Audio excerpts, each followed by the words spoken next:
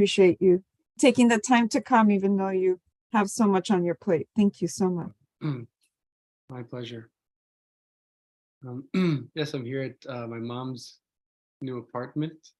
So we have Lord Jesus Christ presiding over the call today. So everyone can feel very safe and taken care of. So yeah, I have some work to do still. Can't see him now, but there's lots of boxes around me. So I have to help with that before heading to work. And Jesus Christ is the guru for show. Okay, so let's jump right in, and then we'll stop around maybe 7:35, 7:40, and do some questions or comments, and then I'll have to probably head out about 7:50.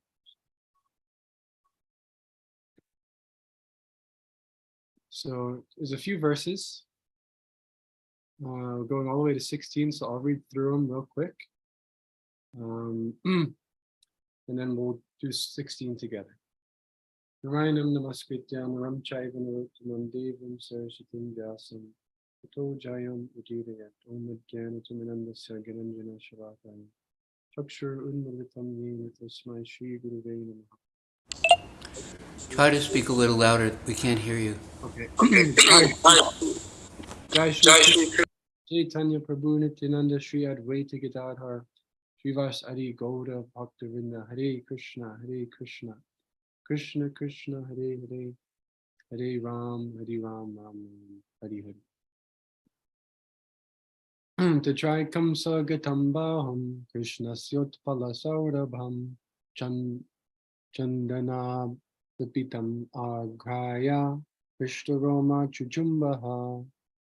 Upon the shoulder of one gopi, Krishna placed his arm, whose natural blue lotus fragrance was mixed with that of the sandalwood pulp, anointing it.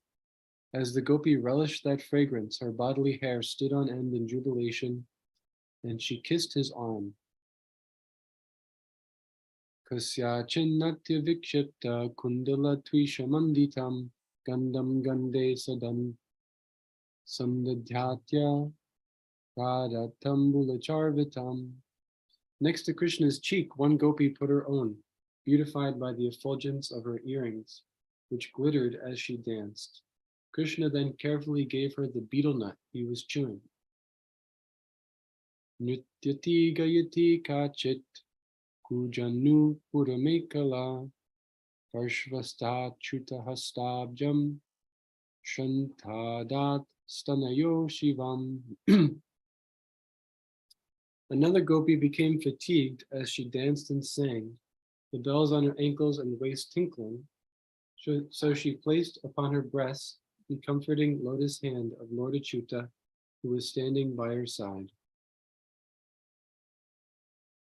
Gopyo labdva chutam kantam shriya ekanta valabham vihita kantyas taddurbyam gayantyas tam vijahrire. Having attained as their intimate lover Lord Achyuta, the exclusive consort of the goddess of fortune, the gopis enjoyed great pleasure.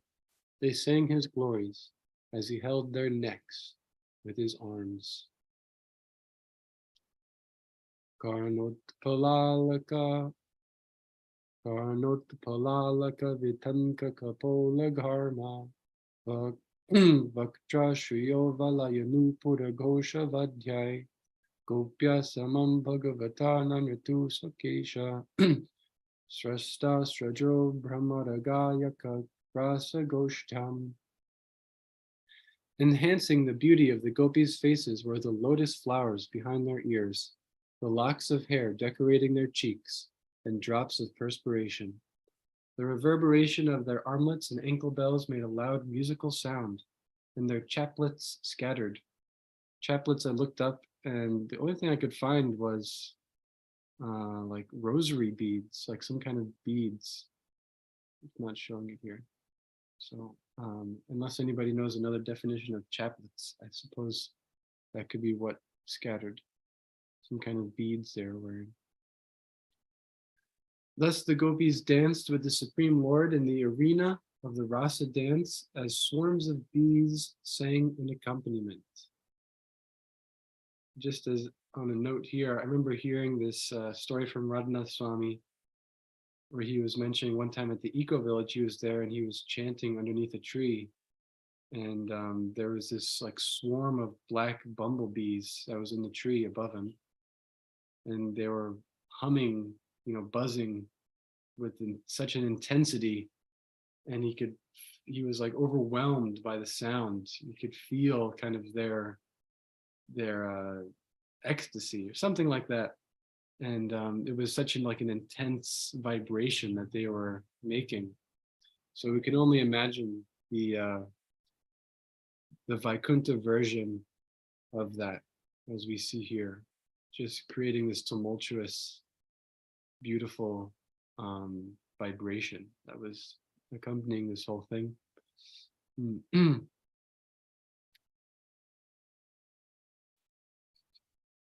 It's almost like the base of the spiritual world. That base is what really moves people a lot of the time nowadays in modern music. They're all about that bass. And some people say I'm a bass face. I think that original bass comes from the bees in the spiritual world. But, I'm speculating.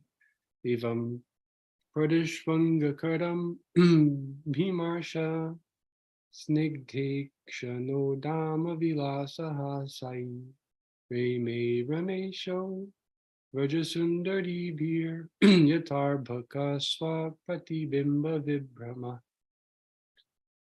Evam, thus, Pradishvanga, with embracing, Kada, by his hand, Abhimarsha, with touching, Snigdha, affectionate, Ikshana, with glances, Udama, broad, Vilasa, playful, Asai, with smiles, Reme, he took pleasure, Rama, of the goddess of fortune, Ishaha, the master, Brajasundari Bhi, with the young women of the coward community, Yata, just as, Arbhaka, a boy, Swa, his own, Pratibimba, with the reflection, Vibhrama, who's playing. So we've heard a lot of intimate verses up to this point that we've read in my current class and in the classes prior. And they could bring up a lot of questions about the nature of the spiritual world, that, we understand that there's no lust in the spiritual world, that there's no sense of what I'm going to get out of something in the spiritual world. But here we see, apparently, one boy and some girls enjoying in a very similar way that we see boys and girls enjoying in this world. And we know in this world, everything is very contaminated by lust. It's all about, for the most part, what I'm going to get out of something and my own pleasure, my own enjoyment. So here, we hear the explanation of these kinds of pastimes. So it's a very important point, and such an important point that Prabhupada in the Krishna book practically spent an entire chapter just explaining this particular point so that people didn't become confused or misled when reading about these intimate pastimes. So this verse says, in this way, Lord Krishna, the original Lord Narayan, master of the goddess of fortune, took pleasure in the company of the young women of Vraj by embracing them, caressing them, and glancing lovingly at them as he smiled his broad, playful smiles. It was just as if a child were playing with his own reflection. Purport. Srila Bhaktisiddhanta Saraswati Thakur comments as follows on this verse. Lord Krishna alone is the supreme absolute truth, and his potencies are unlimited. All these potencies, taking personal forms, engage Lord Krishna in his pastimes. Just as the opulent manifestation of his one supreme transcendental potency manifests all the countless potencies of the Lord, so in the rasa dance, Krishna manifests himself as many times as there are various potencies represented by the gopis. Everything is Krishna. But by his desire, his spiritual energy Yogamaya manifests the gopis. When his internal potency Yogamaya thus produces such pastimes for the enhancement of his transcendental emotions, It is just like a young boy playing with his own reflection. But since these pastimes are created by his spiritual potency, they are eternal and self-manifesting. So in other words, what's being said here is that essentially there's no chance of lust existing in the spiritual world because there's no sense of selfishness, that it's always Krishna and his energies. And so it's this constant flow between Krishna and himself in one sense. So whereas here in the material world, we as separate entities are thinking, what am I going to get out of something? In the spiritual world, we see with the gopis that although apparently they're, expressing their intense desire to be with Krishna and to, have Krishna's attention and things like that. In reality, if it came down to it, they would be willing to endure millions of years of separation from Krishna if it meant that it would make Krishna happy. And so there's this one pastime given where it mentions that Krishna had a headache. And it was said that the only cure for the headache was dust from the lotus feet of his devotees. And so many devotees were approached with this proposal, saying that, Krishna has a headache, so please give us some dust from your feet. It's the only way that his headache will be relieved. And by so doing, then, you may go to hell or whatever because you're disrespecting Krishna in this way, but, he'll be relieved. And almost every single devotee that was approached turned it down because they felt that, no, I could never give the dust on my feet to Krishna. Not only would I go to hell, but it would also just be disrespectful, and I wouldn't want to breach that formality of the relationship that we have. But with the gopis, they said they don't care if they go to hell for millions of years, that whatever it takes, they're willing to sacrifice for the pleasure of Krishna. So at the same time, though, it's a fact that the gopis do have a very intense desire to be with Krishna. So how do we reconcile the two? Well, the fact is that in the spiritual world, although it may appear kind of one-sided, that everything is just always flowing towards Krishna, the fact is that there is some variety in the sense that, yes, in one sense, everything is flowing towards Krishna and what will give Krishna pleasure.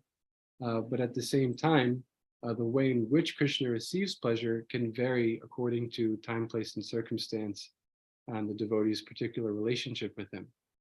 And so, for example, we see in many different pastimes in Vrindavan, apparently Krishna's devotees will chastise him or beat him in a wrestling match or make him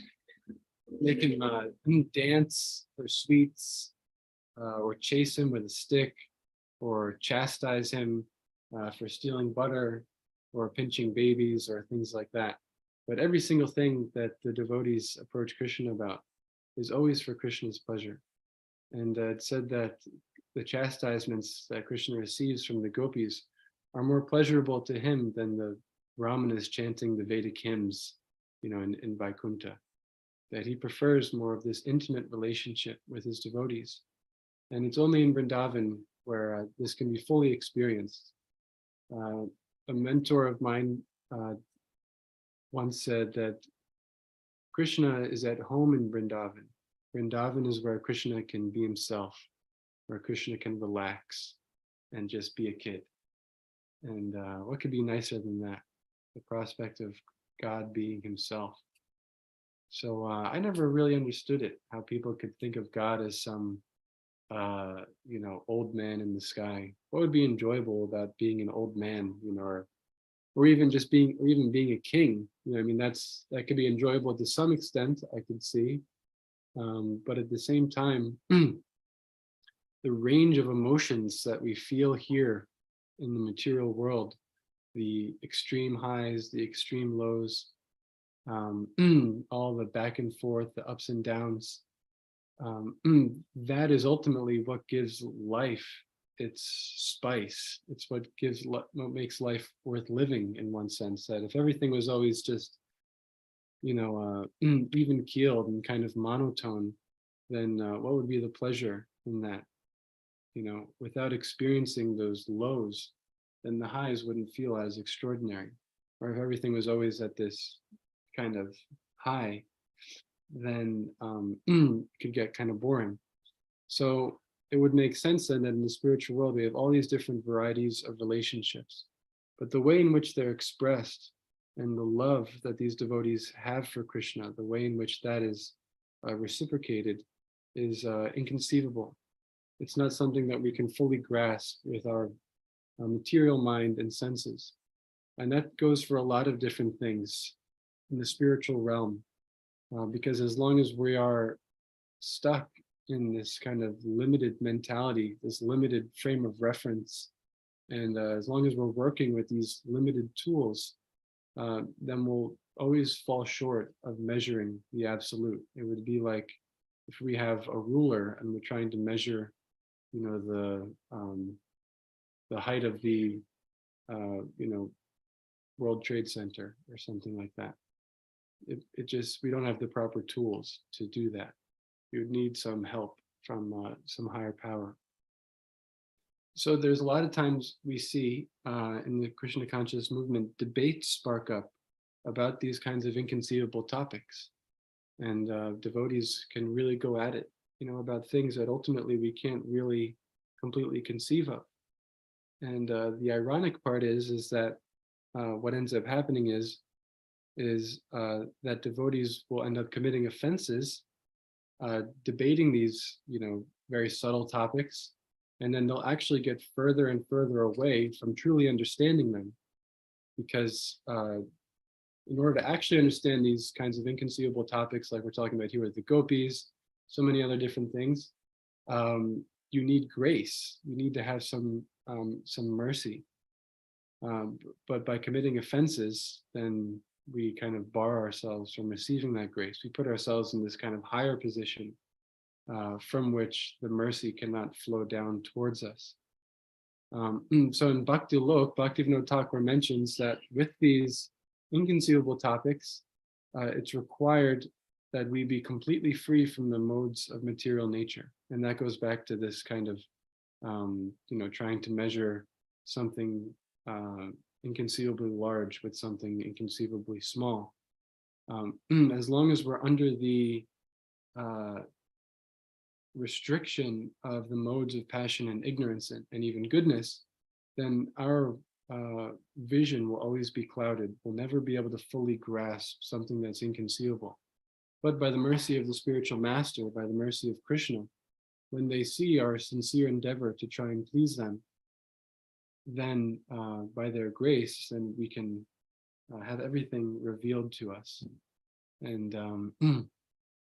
I don't know, part of the reason why I'm into this is, like, into this particular topic, is because I did get into some of these, topics in debate, for some time. And one of the things that brought me to Krishna consciousness was the fact that I could ask really hard questions and receive really good answers to them. Whereas in other faiths, it would get to a point where, like, I'm analyzing it, and I get to a point where I have this question, and they just can't answer it, or they say, you just don't talk about that, or they give you some, cop-out answer like, oh, well, God works in mysterious ways and you can't understand everything he does and you can't question it. And yeah, that's just what we believe. But I could just never get down with that. Like for me, everything had to make sense logically and intrinsically. Everything had to kind of feel right. And so, like, for the first 3 months of my Krishna consciousness, I was just in this like heavy doubt state where, like, I was just questioning everything But luckily I was in the Govardhan Eco Village at the time. And so I had like really good resources that I could go to for answers. And the fact was I had some little ounce of sincerity to the point where I was able to ask these questions. And then when I received the answers, I was able to recognize that they were valid answers, that they were logical and they were really good answers. And I wasn't necessarily biased, towards my own opinions. I was willing to accept something else. But it is a fact that there are certain questions in Krishna consciousness, very few, one or two, that you can get a basic understanding of the answer, a kind of preliminary overall understanding. But in terms of actually realizing the thing, that requires some extra mercy.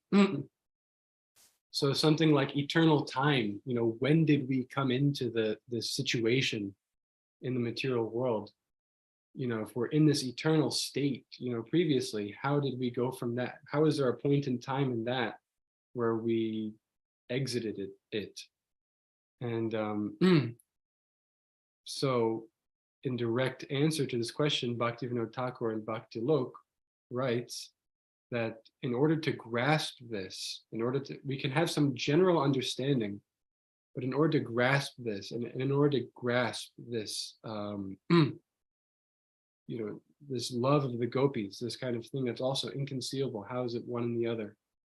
It requires mercy, mercy by which we become free from the influence of the modes of material nature. And, another big one is, whether bhakti is inherent in the jiva or not, or if it's something to be acquired. And I remember I was it was like super late at night and I had spent too much time on Facebook or so, I just got into a Facebook hole, I don't know, reading comments, something like that. It happens to me. I don't know if it happens to you guys, but I have a time limit on it. Thankfully, only Mani Manjari knows the password to my Facebook time. I have a problem, sorry. But in any case, it was like 2 in the morning or I don't know, something like that. And I went on to YouTube. I'm like, let me listen to a lecture and kind of redeem myself here. And I just so happened to log on as soon as Radhanath Swami was starting this lecture in Chaupati. It was the Bhagavatam morning class in Chaupati. And as soon as I clicked in, he started talking about this particular topic. And he started saying that people get so caught up in this debate, of whether it's this or it's that. And he said that ultimately, oftentimes, people just want to be more right than somebody else. They want to feel that they have the upper hand, they know, oh yeah, that's cute that you guys think like this, but actually I know what it really is, kind of thing. It's a very egoistic kind of vibe. But people tend to fall into that mentality. And he said, but in reality, it's actually both. It's actually yes and no, but with our tiny brains, we can't understand it, But then in the name of so-called truth and understanding, or what's the term, philosophical clarity or something like that, then we commit so many offenses, and we prop ourselves up so much to be these, big philosophers, instead of, and in the process, we get so much further away from truly understanding the thing. So we see the same mentality also with this kind of topic, with the gopis and Vrindavan, and what our eternal relationship is with Krishna, and how that should we practice Raganuga Bhakti or Vaidhi Bhakti in these things, and the reality, the satisfying answer, that I'm always after, is so clear, which is that everything can be achieved by sincerely carrying out the instructions of the spiritual master, and regularly and with great faith, attention, hearing the Bhagavatam, hearing the Chaitanya Charitamrita, hearing these pastimes, and gradually the heart will be cleansed. And through that cleansing of the heart, through that cleansing of the modes of material nature, then we'll be able to perceive these things like Radhanath Swami is able to do, and so many other great souls who have dedicated their lives, who have done the hard work, who have eaten their vegetables, so to speak, and taken up the mission of their spiritual master and chanted with great attention day in and day out as best as they can, and heard the Bhagavatam, heard the Chaitanya Charitamrita with great respect, with great attention, over years, over decades, for a long time. Kapila Dev says to his mother, you hear these things for a long time, he says. And then through that very simple, very easy process, over a long period of time, without committing offenses, without falling into this tendency to want to, prop oneself up, and by that activity, by that humble activity, the heart is cleansed, and one can see all of these things become revealed. So many verses to corroborate this, especially in first canto, second chapter, is full of verses like this. Shrinvatam swakata Krishna punya shravana kirtana hridantak stohi bhajani vidunoti suhritsatam. That Krishna is in the heart. And when he sees the sincere, the honest attempt of his devotee to simply hear, and he cleanses all of the material desires from the heart. And through that cleansing of the mirror, the cleansing of the lens, then we can see everything. Shushu Shoshadhanasya Vasudeva Kataruchi. By serving the great souls, great service is done. By that service, by carrying out the instructions of our spiritual master, by taking up their mission, making it our life and soul, that everything that's troublesome within the heart is completely destroyed. And loving service, this kind of premanjana trudita bhakti viloch, these eyes of love, eyes of service, through which we can perceive these things, they're established in the heart as an irrevocable fact. And so when I was reading these verses, I was a little overwhelmed. I was thinking of so many different ways I could go. And as I started kind of following the mental train of thought of those different, I realized I was kind of in over my head. And I was like, let me just keep it very simple and stick to what will actually help me, get to that point of really being able to realize these things and help others realize them. So the tendency is there to fly off into outer space with so many different books and so many different, arguments, topics of debate around these kind of subtle subject matters like Krishna with the gopis and other things that are very difficult to grasp, impossible to grasp with material senses. But it's a fact that by following the simple process very strictly, then everything will be revealed. So we'll stop here, and I have about 5 to 7 minutes to have comments or questions or corrections. Thank you so much, Anupam Prabhu. I know extra difficult today because you had even less time than usual, but we so appreciate you taking the time to allow us to ask you questions. And I really love the point of we need grace to understand Krishna. Mm-hmm. So thank you so much.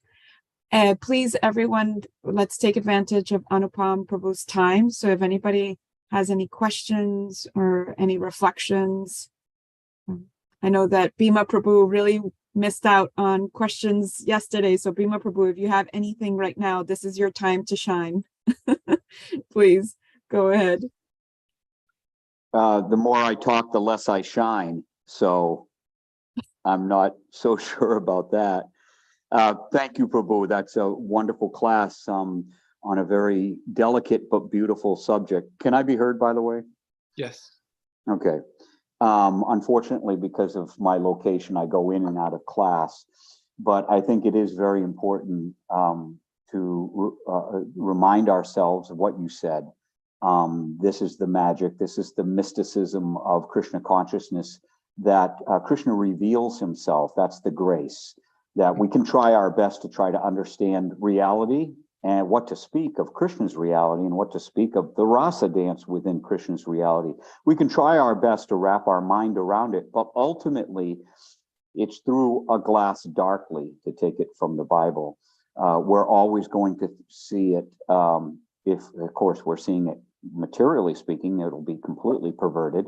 But at best, it's like seeing the banyan tree reflection in water. But what's really wild, and despite all my years with the blessings of the association of the devotees and great Vaishnavas like Radhanath Maharaj, I've come to understand one thing, and being simple as I am, and that is, if I just engage myself in some kind of service to the devotees, you know what I mean? Not even direct service, whether, you know, you're a Brahmin and can get up on the altar or do something like that. But if you can just find some devotees whose project particularly inspires you, and then you just engage yourself and give time, then these things, such as the stories from the Bhagavatam, Krishna's Leela, is actually revealed from within. And that's the mysticism, that's the wonder, that our imagination, what we're trying to imagine, actually becomes something real in our heart. And when that becomes real in our heart, when we understand the beauty of Krishna and the gopis and the dance and the, I can't remember, who was speaking yesterday? Champakalata. Champakalata. She was saying that the gopis see Krishna and they faint. Krishna smiles at them and they faint. He touches them and they faint. And I was thinking, oh my God, all the bruises, because. But you know, you see, you wonder about that, you know, or like, what is that like? But the more you engage in service, Krishna sort of like opens up that world, that dreamlike world from within you, and you can see it with the eyes of your heart. So I just wanted to just reiterate something that you said, which is so important, that if we simply do the things that Prabhupada has asked us to do, which is to spend time with Krishna every morning and call on his name, and read the Bhagavatam over years and the Chaitanya Charitamrita and listen to lectures, that will show our desire, and then go out and engage in some type of active service, then Krishna will, by grace, reveal these wonderful pastimes. And then, of course, the material world starts to fade, as Prabhupada said, like a pale, dead thing. This world actually starts to pale away. So I just want to say that your wonderful talk has had me remember these things. So once again, thank you very much, Prabhu. It was a pleasure listening to your class. Hare Krishna. Thank you, Bhima Prabhu. Yeah, that's really good. We have to eat our vegetables. We have to eat our vegetables. We have to do the service, do our rounds and our reading really good. And then eventually we'll learn how to cook properly and it'll taste really good. Okay, back to Jeff Prabhu. Mhm. Hare Krishna, thank you for this class. I was reflecting, you brought up the point of having a period of extreme doubt. And interestingly enough, being at the GEV at the time. And you said that thankfully you were surrounded by great resources and you were granted the ability to recognize those answers as valid. Is that a reflection now, or is that at the time you were able to recognize them as valid? And thank you for sharing that. It's beautiful to be in the midst of that and still have that doubt and overcome it. Thank you. Thanks. Yeah, it was definitely at the time I recognized at the time that the answers were valid, but still it took time. It wasn't like I got one or two answers and I was like, okay, it's right. It was a couple month process through which I gradually thickened my faith. And then, of course, you know, Krishna says this is the king of religion because you can have pratyaksha, you can have direct experience of Krishna, of the truth. And so through those two things, then my faith became very solidified. And yeah, Prabhupada said that philosophy without religion, without those kinds of religious experiences, is just speculation. But religion, just a kind of religious sentiment without philosophy, without really strong, is just fanaticism, you know, or sentimentality. So for me, it ultimately required both, but the philosophy was strong enough to the point where I could practice the religious activities and then become very sure. Thank you. Rupesh Prabhu, please. Hare Krishna Prabhuji, it's really great to see you after a long time, at least for me. Thanks for sharing the beautiful verses. And I guess I wanted to humbly share that verse that we were discussing about, right? The chaplets and Valaya Nupura, Valaya Vadya, and all of those, the Gosha. So what it means is, again, my humble understanding is usually in classical dances, they have something called payal or ghungru, which is an anklet, which is different from Western anklets. And in Bharatanatyam, Kuchipudi, and all these traditional dances, at the epitome of that dance is reached when the dancer has danced for so long and such an ecstasy and with such a violent force that a certain kinetic energy is evolved, or there's a certain energy, ecstasy in that the beads, they have some beads, they have very tiny beads in the anklets, they fall apart, they fall as if they are like shot from a cannonballs. So with that, and the height of that dance reach when they fall off at different directions. So that's something that is shared with. So I guess our dear master was teaching us about that, spiritual master Father, when he wrote that, because the chaplets are not in that particular Sanskrit verse, but he has mentioned it in the purport. So that's what he was sharing. The reaching that pinnacle of that dance is what he was speaking about. Wow. More Hare Krishna. That's really cool. I heard in the class by Andrew Prabhu one time where he said something about the ankle wear of the gopis. He was referring ankle bells, which I guess is a different thing, but he was saying that when the gopis dance for Krishna, sometimes a gopi will dance in such a incredible way that the ankle bells won't make any noise, that the bell within the metal thing will just kind of like, will just kind of like run along the entire, shell, and she'll dance that it doesn't make any noise. And so, yeah, again, so inconceivable and so beautiful and so sweet, and it's all available. It's all right in front of us. Somehow or other, billions of lifetimes where ants and anteaters and buffalo and whales and flying through the universe, space and time, who knows how many billions of lifetimes, but here we are now, and we're hearing about these things, and at this point we've reached the point of no return, so it's just a matter of time before we're living it. So I do have to thank you so much, Anupam Prabhu, for spending the extra 3 minutes with us so that we could get those little that was a great story by Rupesh Prabhu. That's awesome. So I love those little nuggets of information. So thank you so much. We really, really appreciate you making the time and also making the time for the Q&A. So we hope to see you again very soon. And, please give our love to your mother and all your service that you're doing for her. Thank you very much. Hare Krishna. All right, Bob. So everyone, even though Anupam Prabhu has to leave, we still have about 7 minutes until darshan.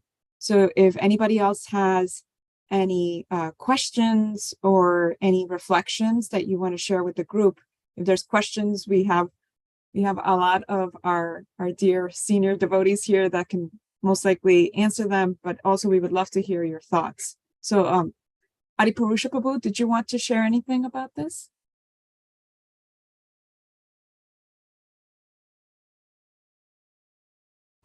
Hare Krishna?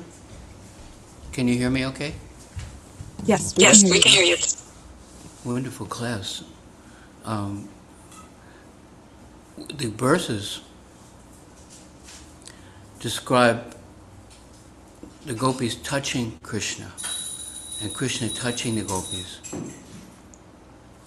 It describes about the descriptions of the sound vibration, the fragrance, the visually seeing the smile of Krishna. So the eyes, the ears, the nose, the sense of touch, everything is there.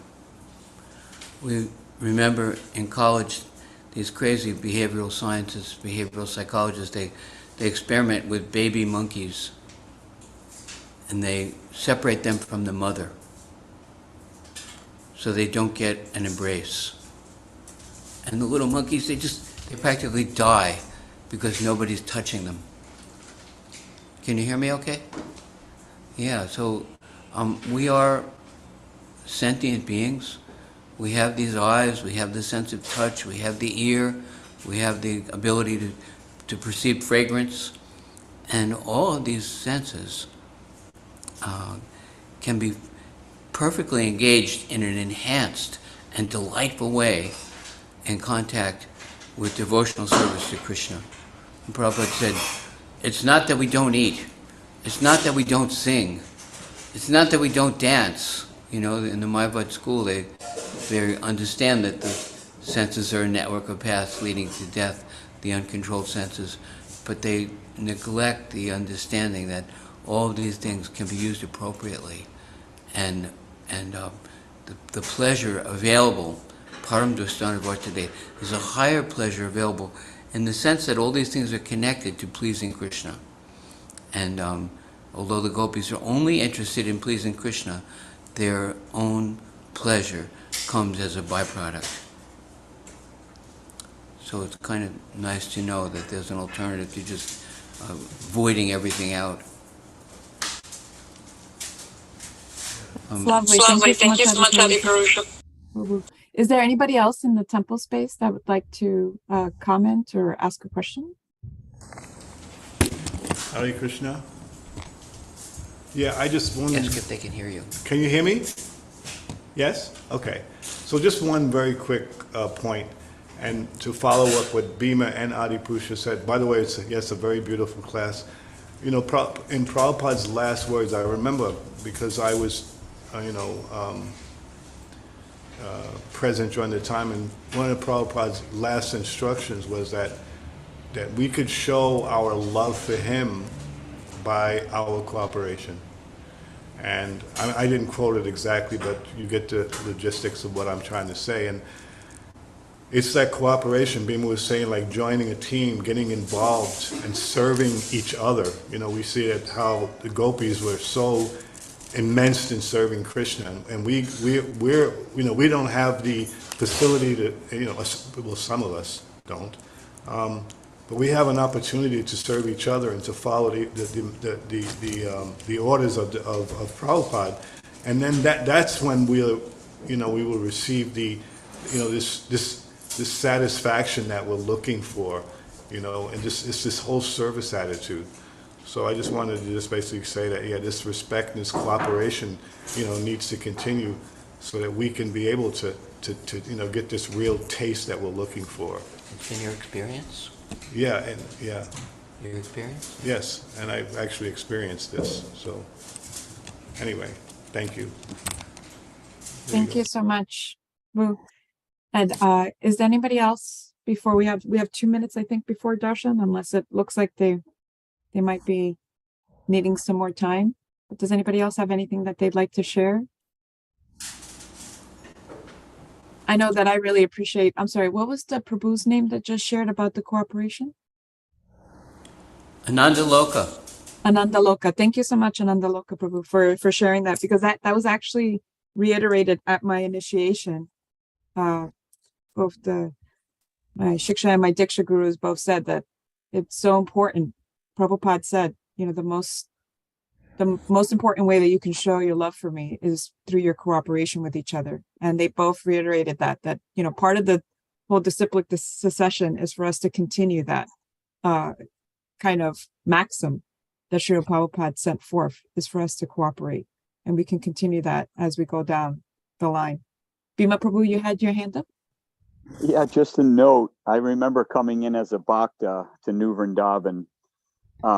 And these were the days in which the feasts, everything was cooked in ghee because we got free butter from the government, and the deity worship was unbelievable, because of course you had 700 people all fully engaged, having nothing else except for the farm and the temples that were being built.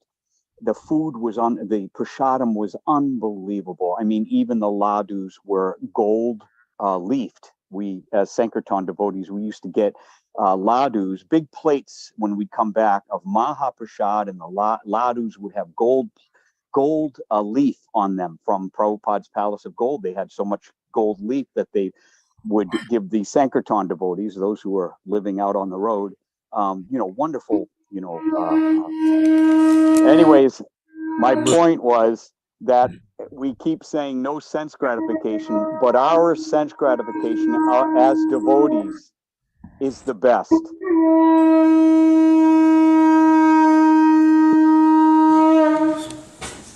Even our music of the conch blowing, no trumpet can rival it.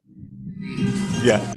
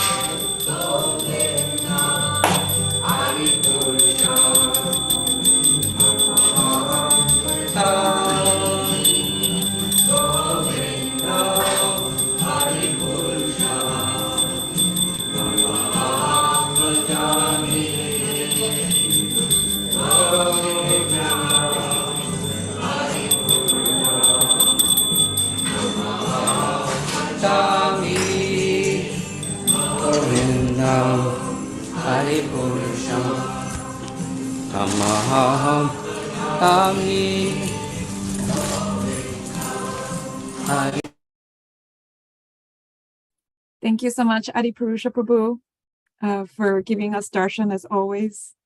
So much service, giving us bhajans in the beginning and darshan at the end. And thank you so much, everyone, for participating and attending.